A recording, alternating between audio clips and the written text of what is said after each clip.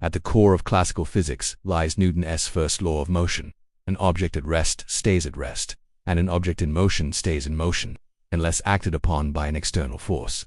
This principle of inertia governs not just celestial bodies but the very trajectory of our lives. Most of us, however, live in a state of negative inertia. We are either in motion towards mediocrity or at rest in stagnation, passively drifting with the crowd. The profound, yet often overlooked, truth is that this law is also the master key to a life of purpose, achievement, and control. By becoming the conscious, deliberate, external force in our own lives, we can shatter the inertia of the ordinary and redirect our momentum towards greatness. The trap of normalized mediocrity. The journey to a better life begins with a brutal, honest diagnosis of the present. If you feel you haven't achieved anything significant, if your goals remain unfulfilled, and demotivation and procrastination are your default states, the core reason is not a lack of knowledge but a surplus of options. For most people, self-improvement and ambition are mere desires items on a wish list, not non-negotiable commands. We console ourselves by looking at the 99% around us, normalizing their behaviors. They center their lives on cheap dopamine, endless scrolling, junk entertainment, gossip, while their true potential and precious goals gather dust on the sidelines. This lifestyle is not normal. It is a state of slow decay, masquerading as comfort. We are, in Newtonian terms, objects in the relentless, unconscious motion of societal conformity. We feel the inner sorrow of an unfulfilled life, but because everyone else seems to be moving the same way, we mistake this collective drift for our own chosen path.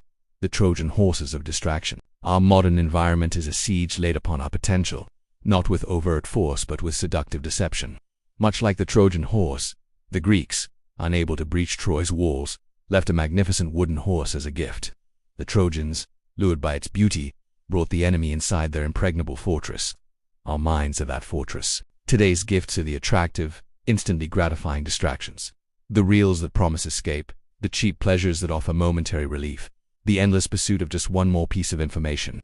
We welcome these into our mental citadel, unaware that hidden inside are the very agents of our defeat: procrastination, anxiety, and wasted time. As in the movie The Matrix, what appears as a beautiful woman can, in a blink, reveal itself to be an agent pointing a gun at you. Every distraction that seems overwhelmingly attractive is, in reality, a trap designed to capture your focus and energy.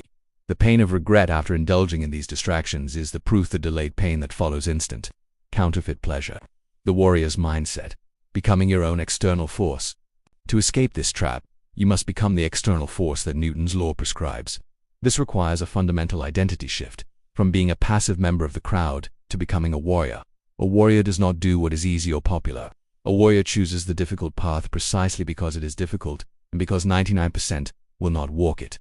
Your new motivation should be the simple, powerful desire to be different from the crowd. To cultivate this mindset, actively define and adopt warrior-like qualities. Long-term over short-term, a warrior seeks enduring satisfaction, not fleeting pleasure. They invest in skills, health, and knowledge. Action over excuses. When the mind says snooze, the warrior gets up. When it says skip the gym, they go. They crush excuses by taking action. Toughness is comfort. While others seek comfort in softness, the warrior finds comfort in their own resilience and capability. Directed focus. A warrior thinks less and acts more, leaving no room for paralyzing overthinking. This transformation is painful at the start. Moving from rest to motion requires immense initial energy. But here's the magic of inertia. Once you are in motion, staying in motion becomes exponentially easier. The discipline to study, to exercise, to create it becomes your new normal, your new state of being. The habit of excellence, once formed, carries its own momentum. The pleasure-pain reversal, rewiring your brain. Our actions are driven by two fundamental motivators: to avoid pain or to gain pleasure. The crowd is stuck because it associates hard work with immediate pain and distraction with immediate pleasure. A psychological masterstroke is to reverse this association. You must consciously rewire your brain. Associate good habits with pleasure. Don't tell yourself, I have to exercise pain. Instead, affirm, I get to feel strong, energetic, and proud after my workout. Pleasure. Link studying with the joy of growth and skill building with the thrill of future opportunity. Associate bad habits with pain. Remind yourself that scrolling leaves you feeling empty, that junk food makes you lethargic, and that procrastination compounds future anxiety. Frame them as the true sources of long-term pain. Use daily affirmations to cement this new reality. Your brain is programmable. Feed it a narrative where discipline equals delayed high-quality pleasure and laziness equals guaranteed long-term pain. The curse of information, addiction, and the power of deep focus in the quest for improvement. Many fall into a final insidious trap: information addiction. Our brains, like computers, have limited RAM. Consuming endless motivational videos, podcasts, and secrets without application creates cognitive clutter. You become like Sir Francis Galton, a genius with scattered interests who achieved little, instead of Charles Darwin, who, with focused, consistent effort, changed the world. You don't need more information. You need more application of what you already know. Success is not about knowing every possible path. It's about walking one path with unwavering commitment. When you are paralyzed by choices, should I do blogging, coding, or graphic design? It's a symptom of inaction, not a lack of clarity.